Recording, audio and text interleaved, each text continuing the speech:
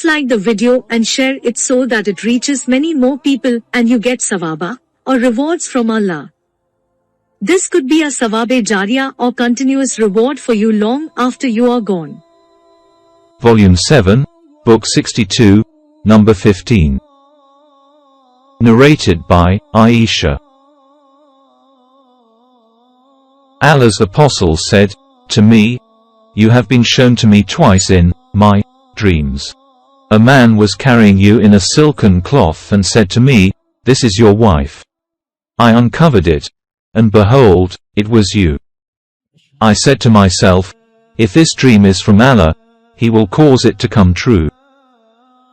Volume 7, Book 62, Number 16. Narrated by Jabir bin Abdullah. While we were returning from a ghazwa, holy battle, with the Prophet, I started driving my camel fast. As it was a lazy camel, a rider came behind me and pricked my camel with a spear he had with him. And then my camel started running as fast as the best camel you may see. Behold, the rider was the Prophet himself. He said, "What makes you in such a hurry?" I replied, "I am newly married." He said, "Did you marry a virgin or a matron?" I replied, "A matron." He said, "Why didn't you marry a young girl so that you may play with her and she with you?" When we were about to enter Medina, the Prophet said, "Wait so that you may enter Medina at night, so that the lady of unkempt hair may comb her hair and the one whose husband has been absent may shave her pubic region." Volume 7, Book 62, Number 17. Narrated by Jabir bin Abdullah. When I got married, Allah's Apostle said to me, "What type of lady have you married?" I replied, "I have married a matron." He said, "Why, don't you have a liking for the virgins and for fondling them?" Jabir also said, Allah's Apostle said, "Why didn't you marry a young girl so that you might play with her and she with you?" Volume 7, Book 62, Number 18. Narrated by Ursa. The Prophet asked Abu Bakr for Aisha's hand in marriage. Abu Bakr said, "But I am your brother." The Prophet said, "You are my brother in Allah's religion and His book, but she, Aisha, is lawful for me to marry." Volume 7, Book 62, Number 19. Narrated by Abu Hurairah. The Prophet said, "The best women are the riders of the camels and the righteous among the women of Quraysh. They are the kindest women to their children in their childhood and the more careful women of the property of their husbands." Volume 7, Book 62, Number 20. Narrated by Abu Burda's father. Allah's Apostle said, "Any man who has a slave girl whom he educates properly, teaches good manners, manumits and marries her, will get a double reward, and if any man of the people of the Scriptures believes in his own prophet and then believes in me too, he will also get a double reward, and any slave who fulfills his duty to his master and to his lord will also get a double reward." Volume 7, Book 62, Number 21. Narrated by Abu Hurairah. The Prophet said, "Abraham did not tell lies except 3. One of them was, when Abraham passed by a tyrant and his wife, Sarah, was accompanying him." Abu Hurairah then mentioned the whole narration and said, "Smiley face. The tyrant gave her Hajar. Sarah said, Allah saved me from the hands of the kafir, i.e. infidel, and gave me Hajar to serve me." Abu Hurairah added, "Smiley face." that Hajar is your mother, O Banu Ma, as Sama, i.e., the Arabs. Volume 7, Book 62, Number 22. Narrated by Anas. The Prophet stayed for 3 days between Khaybar and Medina, and there he consummated his marriage to Safiya bint Huyai. I invited the Muslims to the wedding banquet in which neither meat nor bread was offered. He ordered for leather dining sheets to be spread, and dates, dried yogurt and butter were laid on it, and that was the Prophet's wedding banquet. The Muslims wondered, is she, Safiya, considered as his wife or his slave girl? Then they said, if he orders her to veil herself, she will be one of the mothers of the believers, but if he does not order her to veil herself, she will be a slave girl. So when the Prophet proceeded from there, he spared her a space behind him, on his she-camel, and put a screening veil between her and the people. Volume 7, Book 62, Number 23.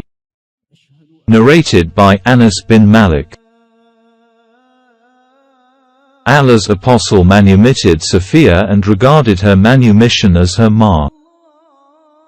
Volume 7, Book 62, Number 24. Narrated by Sa'al bin Sa'd as Saidi. A woman came to Allah's apostle and said, O Allah's apostle, I have come to give you myself in marriage, without ma. Allah's apostle looked at her. He looked at her carefully and fixed his glance on her, and then lowered his head. When the lady saw that he did not say anything, she sat down. A man from his companions got up and said, O Allah's apostle, if you are not in need of her, then marry her to me. The Prophet said, have you got anything to offer? The man said, no, by Allah, O Allah's apostle. The Prophet said to him, go to your family and see if you have something. The man went and returned, saying, no, by Allah, I have not found anything.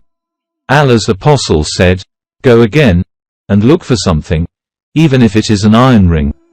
He went again and returned, saying, no, by Allah, O Allah's apostle, I could not find even an iron ring, but this is my izar, waist sheet. He had no reader. He added, I give half of it to her. Allah's apostle said, what will she do with your izar? If you wear it, she will be naked, and if she wears it, you will be naked. So that man sat down for a long while and then got up, to depart. When Allah's apostle saw him going,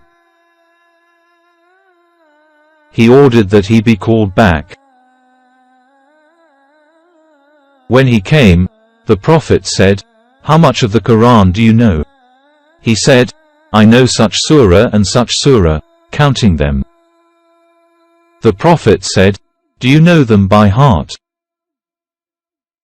He replied, yes. The Prophet said, go, I marry her to you for that much of the Quran which you have. Volume 7, Book 62, Number 26. Narrated by Aisha. Abu Hudhaifa bin Utbah bin Rabia bin Abdi Shams, who had witnessed the Battle of Badr along with the Prophet, adopted Salim as his son, to whom he married his niece, Hind bint al-Walid bin Utbah bin Rabia. And Salim was the freed slave of an Ansar woman, just as the Prophet had adopted Zayd as his son. It was the custom in the pre-Islamic period that if somebody adopted a boy, the people would call him the son of the adoptive father and he would be the latter's heir. But when Allah revealed the divine verses, call them by the names of their fathers. Your freed slaves, 33.5. The adopted persons were called by their fathers' names. The one whose father was not known would be regarded as a Mawla and your brother in religion.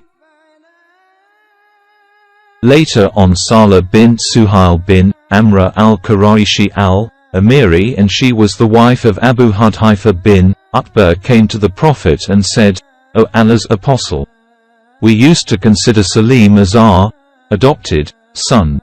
And now Allah has revealed what you know regarding adopted sons. The sub-narrator then mentioned the rest of the narration. Volume 7, Book 62, Number 26. Narrated by Aisha.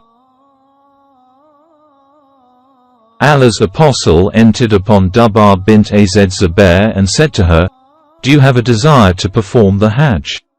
She replied, By Allah, I feel sick. He said to her, Intend to perform Hajj and stipulate something by saying, O Allah, I will finish my ihram at any place where you stop me, i.e. I am unable to go further. She was the wife of al-Miqdad bin al-Aswad. Volume 7, Book 62, Number 27. Narrated by Abu Hurairah. The Prophet said, A woman is married for 4 things, i.e., her wealth, her family status, her beauty and her religion. So you should marry the religious woman, otherwise, you will be a losers.